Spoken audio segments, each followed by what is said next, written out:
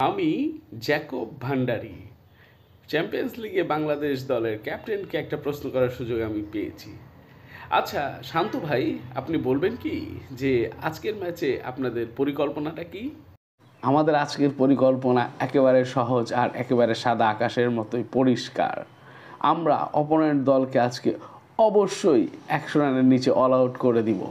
আপনারা আমাদের সাথে থাকবেন। বলেন কি শান্ত ভাই, কিভাবে সম্ভব?